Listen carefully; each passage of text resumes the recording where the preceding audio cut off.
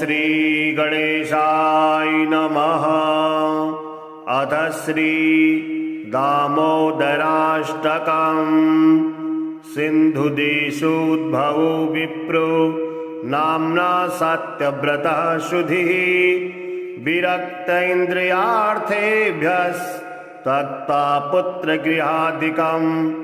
वृन्दावने स्थितः कृष्ण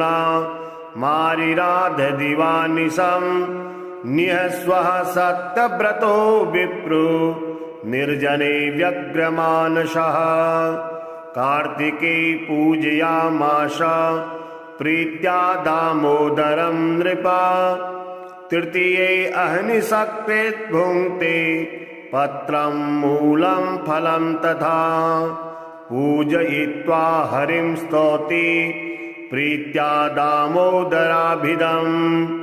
नमामीश्वरं सच्चिदानन्दरूपं लसत्कुण्डलं गोकुले भ्राजमानं। यशोदाभियोलुखले धावमानं। परामृष्टमत्यन्ततो दूतगोप्या। रुदन्तं मुहुर्नेत्रयुग्मं मृजन्तं। कराम्भोजयुग्मेन सातङ्कनेत्रम्। मुहुश्वासकं पत्रिरेखाङ्ककण्ठं। स्थितं नौमि दामोदरं भक्तवन्द्यं। वरं देवदेहि स मोक्षावधिं वा। न चान्यं वृणेऽहं वरेशादपीह। इदं ते वपुर्नाथ गोपाल बालं। सदा मे मनस्या विरास्तां किमन्ये। इदं ते मुखाम्भोजमत्यन्तनीलैर्वृतं कुन्तले स्निग्धवक्त्रैश्च गोप्या। मुहुश्चुम्बितं बिम्बरक्ताधरं मे मनस्या विरास्तामलं लक्षलाभे।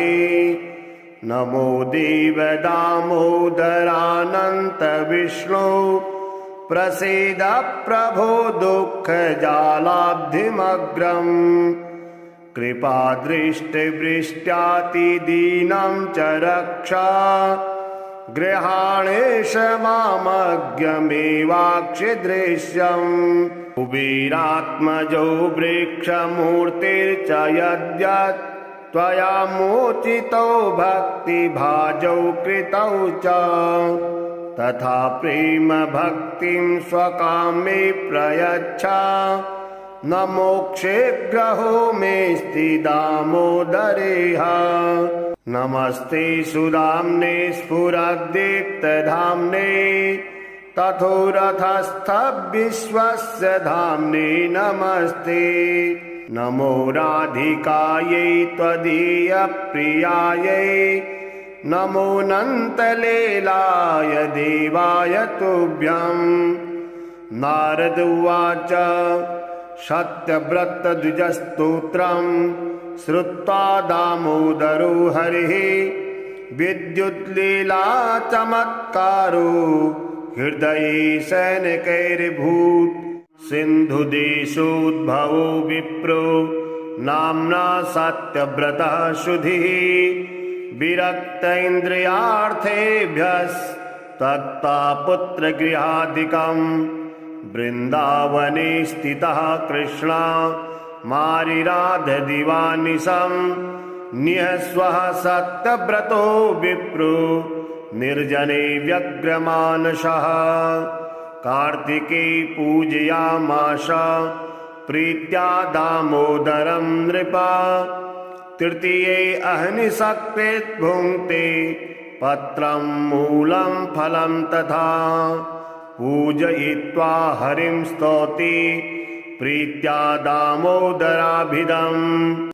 नमामीश्वरं सच्चिदानन्दरूपं लसत्कुण्डलं गोकुले भ्राजमानं। यशोदाभियोलुखले धावमानं। परामृष्टमत्यन्ततो दूतगोप्या रुदन्तं मुहुर्नेत्रयुग्मं मृजन्तं कराम्भोजयुग्मेन सातङ्कनेत्रम् मुहुश्वासकं पत्रिरेखाङ्ककण्ठं स्थितं नौमि दामोदरं भक्तवन्द्यम् वरं देव देहि स मोक्षावधिं वा न चान्यं वृणेऽहं वरेशादपीह इदं ते वपुर्नाथ गोपाल बालं सदा मे मनस्या विरास्तां किमन्ये इदं ते मुखाम्भोजमत्यन्तनीलैर्वृतं कुन्तले स्निग्धवक्त्रैश्च गोप्या मुहुश्चिम्बितं बिम्बरक्ताधरं मे मनस्या विरास्तामलं लक्षलाभे नमो देव दामोदरानन्त विष्णु प्रसीद प्रभो दुःखजालाब्धिमग्रम् कृपादृष्टिवृष्ट्यातिदीनं च रक्षा गृहाणेश मामज्ञमेवाक्षिदृश्यम् कुबेरात्मजो वृक्षमूर्तिर्च यद्यत् त्वया मोचितो भक्तिभाजौ कृतौ च तथा प्रेम भक्तिं स्वकामे प्रयच्छ न मोक्षे ग्रहो मेऽस्ति दामोदरेह नमस्ते सुदाम्ने स्फुरद्दीप्तधाम्ने तथोरथस्थ विश्वस्य धाम्ने नमस्ते नमो राधिकायै त्वदीयप्रियायै नमो नन्तलीलाय देवाय तुभ्यम् नारद उवाच सत्यव्रतद्विजस्तोत्रम् श्रुत्वा दामोदरो हरिः विद्युल्लीला चमत्कारो हृदये सैनिकैर्भूत् सिन्धुदेशोद्भवो विप्रो नाम्ना सत्यव्रतः शुधिः विरक्त इन्द्रियार्थेभ्यस्तत्ता पुत्रगृहादिकम् वृन्दावने स्थितः कृष्ण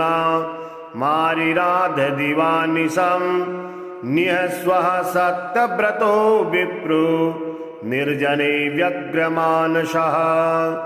कार्तिके पूजयामास प्रीत्या दामोदरं नृपा तृतीये अहनिशकृत् भुङ्क्ते पत्रं मूलं फलं तथा पूजयित्वा हरिं स्तौति प्रीत्या दामोदराभिधम् नमामीश्वरं सच्चिदानन्दरूपं लसत्कुण्डलं गोकुले भ्राजमानं यशोदाभियोलुखले धावमानं परामृष्टमत्यन्ततो दूतगोप्या रुदन्तं मुहुर्नेत्रयुग्मं मृजन्तं कराम्भोजयुग्मेन सातङ्कनेत्रम् मुहुश्वासकं पत्रिरेखाङ्ककण्ठं स्थितं नौमि दामोदरं भक्तवन्द्यं वरं देव देहि स मोक्षावधिं वा न चान्यं वृणेऽहं वरेशादपीह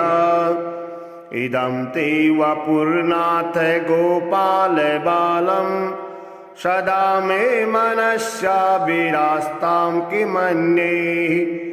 इदं ते मुखाम्भोजमत्यन्तनीलैर्वृतं कुन्तले स्निग्धवक्त्रैश्च गोप्या मुहुश्चिम्बितं बिम्बरक्ताधरं मे मनस्या विरास्तामलं लक्षलाभे नमो देव दामोदरानन्त विष्णु प्रसीद प्रभो दुःखजालाब्धिमग्रम् कृपादृष्टिवृष्ट्यातिदीनं च रक्ष गृहाणेश मामज्ञमेवाक्षिदृश्यम् कुबेरात्मजो वृक्षमूर्तिर्च यद्यत् त्वया मोचितो भक्तिभाजौ कृतौ च तथा प्रेम भक्तिं स्वकामे प्रयच्छ न मोक्षे ग्रहो मेऽस्ति दामोदरेह नमस्ते सुदाम्ने स्फुरद्दीप्तधाम्ने तथोरथस्थ विश्वस्य धाम्ने नमस्ते नमो राधिकायै त्वदीयप्रियायै नमो नन्तलीलाय देवाय तुभ्यम् नारद उवाच सत्यव्रतद्विजस्तोत्रम् श्रुत्वा दामोदरो हरिः विद्युल्लीला चमत्कारो हृदये सैनिकैरभूत् सिन्धुदेशोद्भवो विप्रो नाम्ना सत्यव्रतः शुधिः विरक्त इन्द्रियार्थेभ्यस्तत्ता पुत्रगृहादिकम् वृन्दावने स्थितः कृष्ण मारिराधदिवानिशम् निःस्वः सत्यव्रतो विप्रो निर्जने व्यग्रमानसः कार्तिके पूजयामास प्रीत्या दामोदरं नृपा तृतीये अह्निशक्तित् भुङ्क्ते पत्रं मूलं फलं तथा पूजयित्वा हरिं स्तौति प्रीत्या दामोदराभिधम् नमामीश्वरं सच्चिदानन्दरूपं लसत्कुण्डलं गोकुले भ्राजमानम् यशोदाभियोलुखले धावमानं परामृष्टमत्यन्ततो दूतगोप्या रुदन्तं मुहुर्नेत्रयुग्मं मृजन्तं कराम्भोजयुग्मेन सातङ्कनेत्रम् मुहुश्वासकं पत्रिरेखाङ्ककण्ठम् स्थितं नौमि दामोदरं भक्तवन्द्यं वरं देवदेहि स मोक्षावधिं वा न चान्यं वृणेऽहं वरेशादपीह इदं ते वपुर्नाथ गोपाल बालं सदा मे मनस्या विरास्तां किमन्ये इदं ते मुखाम्भोजमत्यन्तनीलैर्वृतं कुन्तले स्निग्धवक्त्रैश्च गोप्या मुहुश्चिम्बितं बिम्बरक्ताधरं मे मनस्या विरास्तामलं लक्षलाभे नमो देव दामोदरानन्त विष्णो प्रसीद प्रभो दुःखजालाब्धिमग्रम् कृपादृष्टिवृष्ट्यातिदीनं च रक्ष गृहाणेश मामज्ञमेवाक्षिदृश्यम् कुबेरात्मजो वृक्षमूर्तिर्च यद्यत् त्वया मोचितो भक्तिभाजौ कृतौ च तथा प्रेम भक्तिं स्वकामे प्रयच्छ न मोक्षे ग्रहो मेऽस्ति दामोदरेह नमस्ते सुदाम्ने स्फुरद्दीप्तधाम्ने तथोरथस्थ विश्वस्य धाम्ने नमस्ते नमो राधिकायै त्वदीयप्रियायै नमो नन्तलीलाय देवाय तुभ्यम् नारद उवाच सत्यव्रतद्विजस्तोत्रम् श्रुत्वा दामोदरो हरिः विद्युल्लीला चमत्कारो हृदये सैनिकैरभूत् सिन्धुदेशोद्भवो विप्रो नाम्ना सत्यव्रतः शुधिः विरक्त इन्द्रियार्थेभ्यस्तत्ता पुत्रगृहादिकम् वृन्दावने स्थितः कृष्ण मारिराधदिवानिशम् निःस्वः सत्यव्रतो विप्रो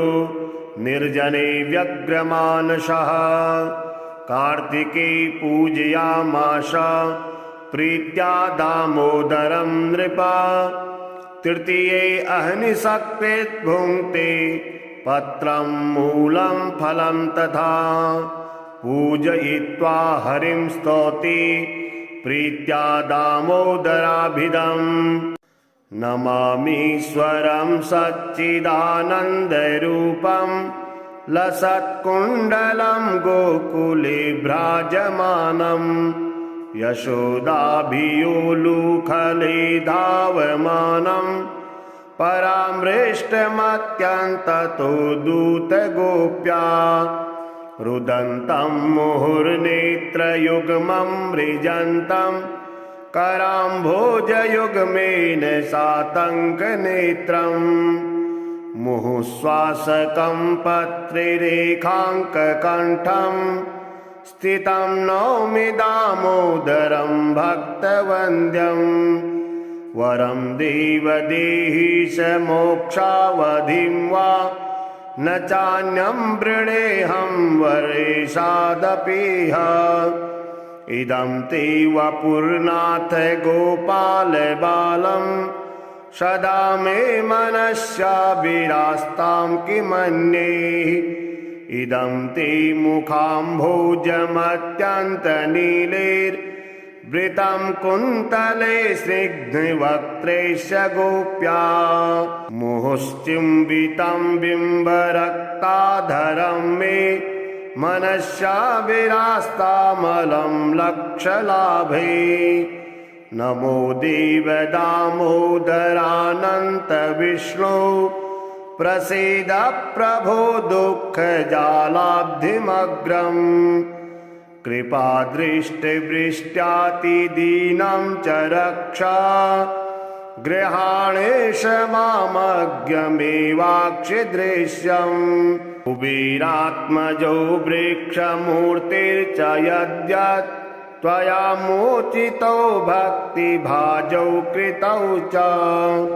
तथा प्रेम भक्तिं स्वकामे प्रयच्छ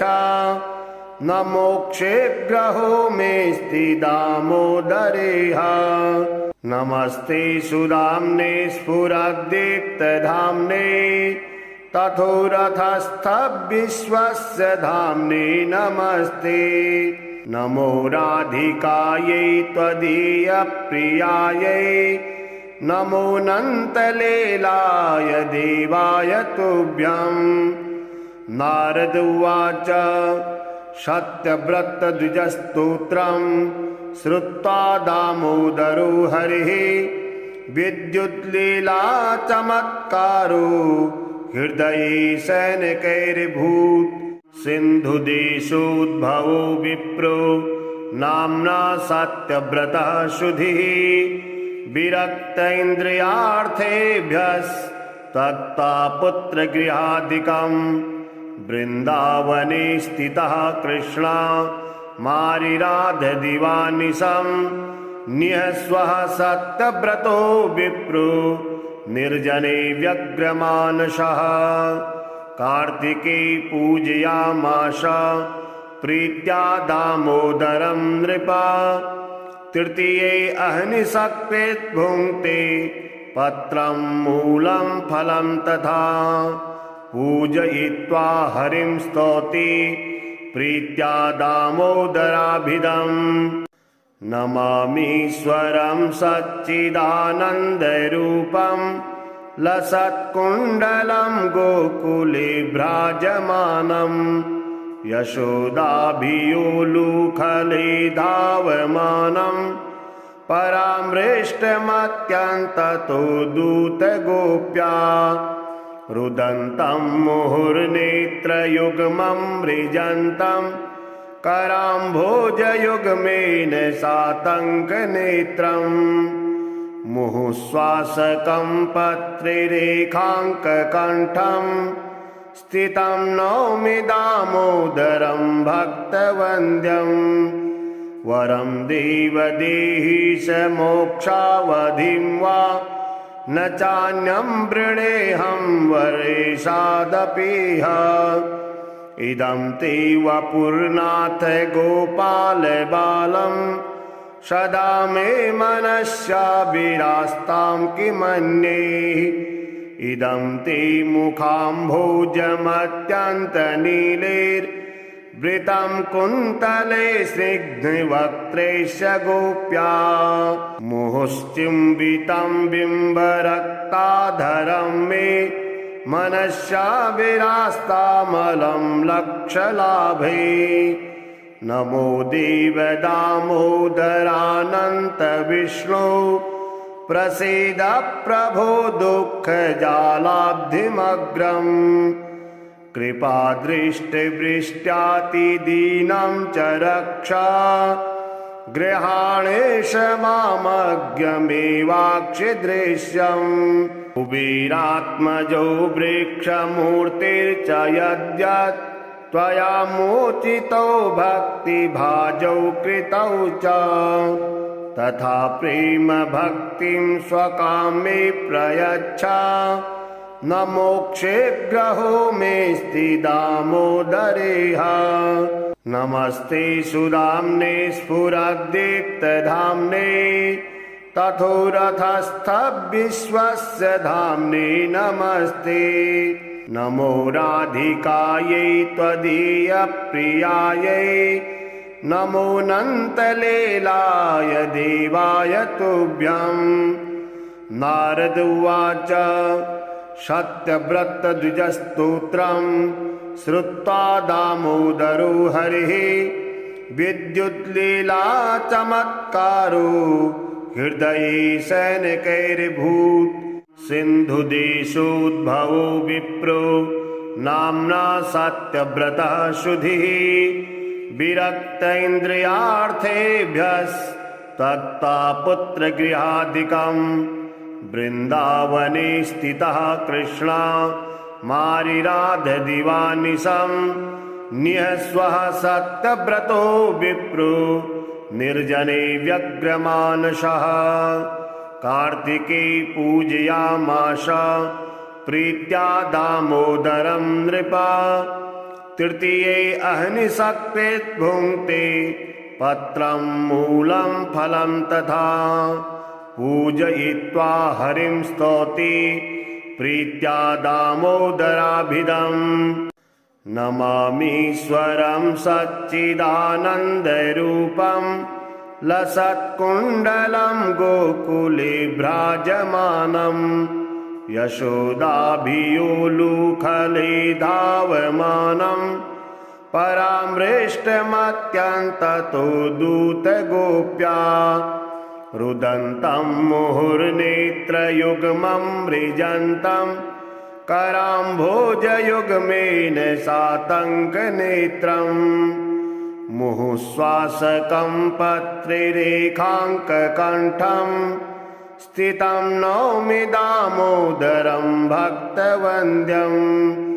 वरं देव देहि स मोक्षावधिं वा न चान्यं वृणेऽहं वरेशादपीह इदं ते वपुर्नाथ गोपाल बालं सदा मे मनस्या विरास्तां किमन्ये इदं ते मुखाम्भोजमत्यन्तनीलैर्वृतं कुन्तले स्निग्धवक्त्रैश्च गोप्या मुहुश्चिम्बितं बिम्बरक्ताधरं मे मनस्या विरास्तामलं लक्षलाभे नमो देव दामोदरानन्त विष्णो प्रसीद प्रभो दुःखजालाब्धिमग्रम् कृपादृष्टिवृष्ट्यातिदीनं च रक्षा गृहाणेश मामज्ञमेवाक्षिदृश्यम् कुबेरात्मजो वृक्षमूर्तिर्च यद्यत् त्वया मोचितो भक्तिभाजौ कृतौ च तथा प्रेम भक्तिं स्वकामे प्रयच्छ न मोक्षे ग्रहो मेऽस्ति दामोदरेह नमस्ते सुदाम्ने स्फुरद्दीप्तधाम्ने तथोरथस्थ विश्वस्य धाम्ने नमस्ते नमो राधिकायै त्वदीयप्रियायै नमोऽनन्तलीलाय देवाय तुभ्यं नारद उवाच सत्यव्रतद्विजस्तोत्रम् श्रुत्वा दामोदरो हरिः विद्युल्लीला चमत्कारो हृदये सैनिकैर्भूत् सिन्धुदेशोद्भवो विप्रो नाम्ना सत्यव्रतः शुधिः विरक्त इन्द्रियार्थेभ्यस्तत्ता पुत्रगृहादिकम् वृन्दावने स्थितः कृष्ण मारिराधदिवानिशं निःस्वः सत्यव्रतो विप्रो निर्जने व्यग्रमानसः कार्तिके पूजयामास प्रीत्या दामोदरं नृपा तृतीये अह्निशक्तिः भुङ्क्ते पत्रं मूलं फलं तथा पूजयित्वा हरिं स्तौति प्रीत्या दामोदराभिधम्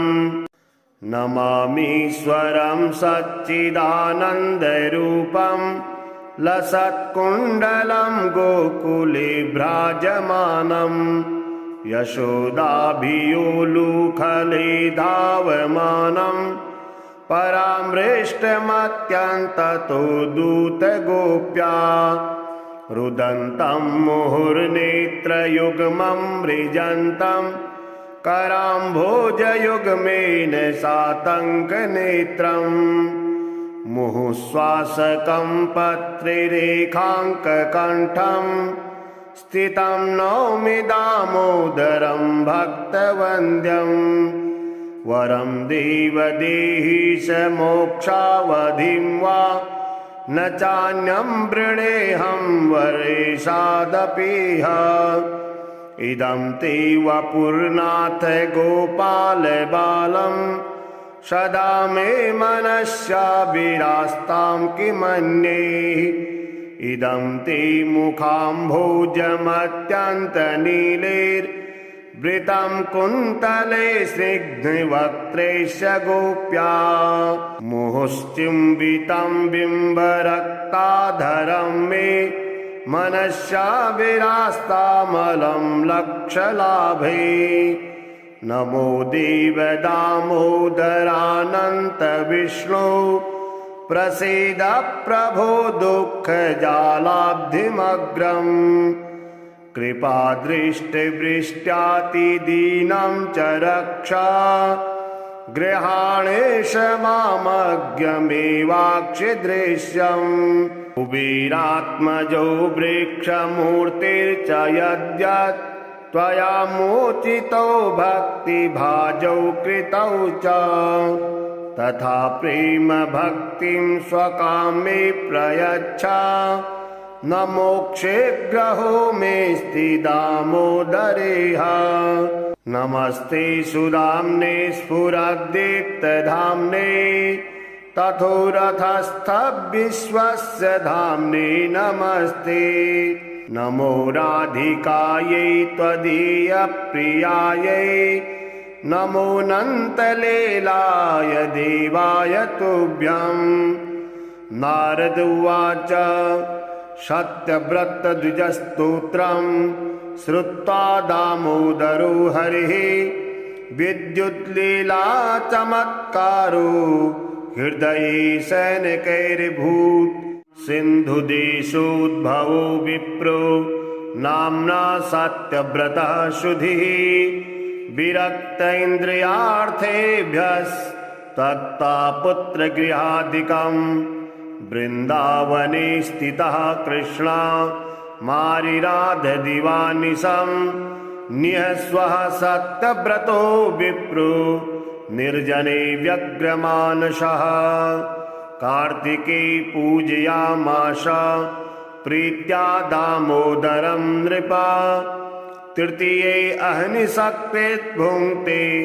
पत्रं मूलं फलं तथा पूजयित्वा हरिं स्तौति प्रीत्या दामोदराभिधम् नमामीश्वरं सच्चिदानन्दरूपं लसत्कुण्डलं गोकुले भ्राजमानं यशोदाभियोलुखले धावमानं परामृष्टमत्यन्ततो दूतगोप्या रुदन्तं मुहुर्नेत्रयुग्मं मृजन्तं कराम्भोजयुग्मेन सातङ्कनेत्रम् मुहुश्वासकं पत्रिरेखाङ्ककण्ठं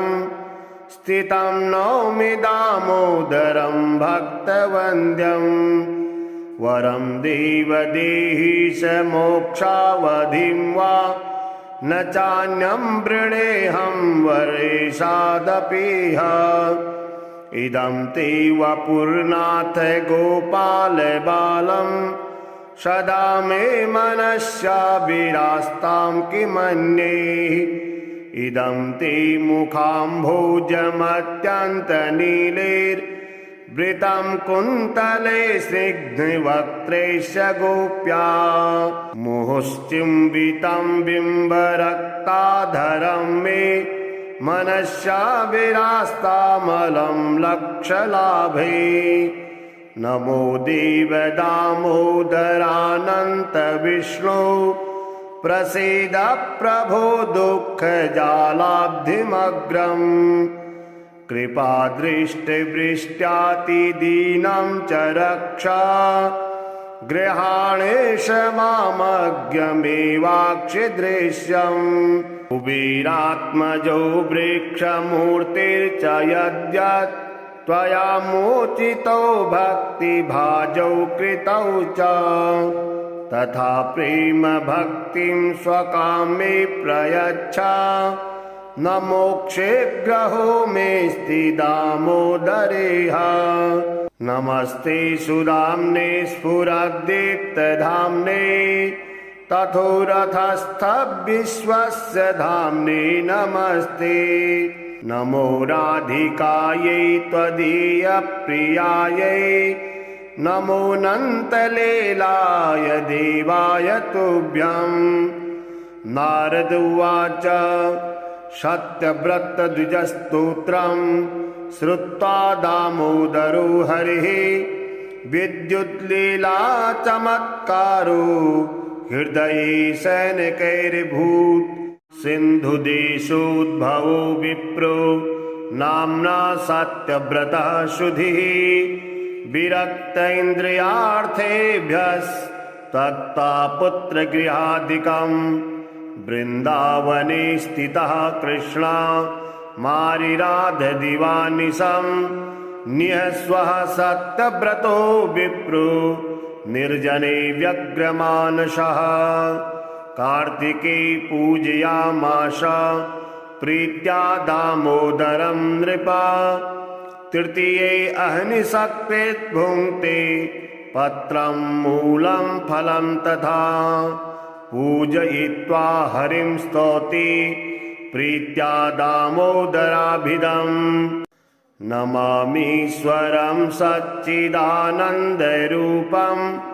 लसत्कुण्डलं गोकुले भ्राजमानं यशोदाभियोलुखले धावमानं परामृष्टमत्यन्ततो दूतगोप्या रुदन्तं मुहुर्नेत्रयुग्मं मृजन्तं कराम्भोजयुग्मेन सातङ्कनेत्रम् मुहुश्वासकं पत्रिरेखाङ्ककण्ठं स्थितं नौमि दामोदरं भक्तवन्द्यं वरं देव देहि स मोक्षावधिं वा न चान्यं वृणेऽहं वरेशादपीह इदं ते वपुर्नाथ गोपाल बालं सदा मे मनस्या विरास्तां किमन्ये इदं ते मुखाम्भोजमत्यन्तनीलैर्वृतं कुन्तले स्निग्धवक्त्रैश्च गोप्या मुहुश्चिम्बितं बिम्बरक्ताधरं मे मनस्या विरास्तामलं लक्षलाभे नमो देव दामोदरानन्त विष्णु प्रसीद प्रभो दुःखजालाब्धिमग्रम् कृपादृष्टिवृष्ट्यातिदीनं च रक्षा गृहाणेश मामज्ञमेवाक्षिदृश्यम् कुबेरात्मजो वृक्षमूर्तिर्च यद्यत् त्वया मोचितो भक्तिभाजौ कृतौ च तथा प्रेम भक्तिं स्वकामे प्रयच्छ न मोक्षे ग्रहो मेऽस्ति दामोदरेह नमस्ते सुदाम्ने स्फुरद्दीप्तधाम्ने तथोरथस्थ विश्वस्य धाम्ने नमस्ते नमो राधिकायै त्वदीयप्रियायै नमो नन्तलीलाय देवाय तुभ्यं नारद उवाच सत्यव्रतद्विजस्तोत्रं श्रुत्वा दामोदरो हरिः विद्युल्लीला चमत्कारो हृदये सैनिकैर्भूत् सिन्धुदेशोद्भवो विप्रो नाम्ना सत्यव्रतः शुधिः विरक्त इन्द्रियार्थेभ्यस्तत्ता पुत्रगृहादिकं वृन्दावने स्थितः कृष्णा मारिराधदिवानिशं निःस्वः सत्यव्रतो विप्रो निर्जने व्यग्रमानसः कार्तिके पूजयामास प्रीत्या दामोदरं नृपा तृतीये अहनिशक्रेत् भुङ्क्ते पत्रं मूलं फलं तथा पूजयित्वा हरिं स्तौति प्रीत्या दामोदराभिधम् नमामीश्वरं सच्चिदानन्दरूपं लसत्कुण्डलं गोकुले भ्राजमानं यशोदाभियोलुखले धावमानं परामृष्टमत्यन्ततो दूतगोप्या रुदन्तं मुहुर्नेत्रयुग्मं मृजन्तं कराम्भोजयुग्मेन सातङ्कनेत्रम् मुहुश्वासकं पत्रिरेखाङ्ककण्ठं स्थितं नौमि दामोदरं भक्तवन्द्यं वरं देव देहि स मोक्षावधिं वा न चान्यं वृणेऽहं वरेशादपीह इदं ते वपुर्नाथ गोपाल बालं सदा मे मनस्या विरास्तां किमन्ये इदं ते मुखाम्भोजमत्यन्तनीलैर्वृतं कुन्तले स्निग्धवक्त्रैश्च गोप्या मुहुश्चिम्बितं बिम्बरक्ताधरं मे मनस्या विरास्तामलं लक्षलाभे नमो देव दामोदरानन्त विष्णु प्रसीद प्रभो दुःखजालाब्धिमग्रम् कृपादृष्टिवृष्ट्यातिदीनं च रक्षा गृहाणेश मामज्ञमेवाक्षिदृश्यम् कुबेरात्मजो वृक्षमूर्तिर्च यद्यत् त्वया मोचितो भक्तिभाजौ कृतौ च तथा प्रेम भक्तिं स्वकामे प्रयच्छ न मोक्षे ग्रहो मेऽस्ति दामोदरेह नमस्ते सुदाम्ने स्फुरद्दीप्तधाम्ने तथोरथस्थ विश्वस्य धाम्ने नमस्ते नमो राधिकायै त्वदीयप्रियायै नमोऽनन्तलीलाय देवाय तुभ्यं नारद उवाच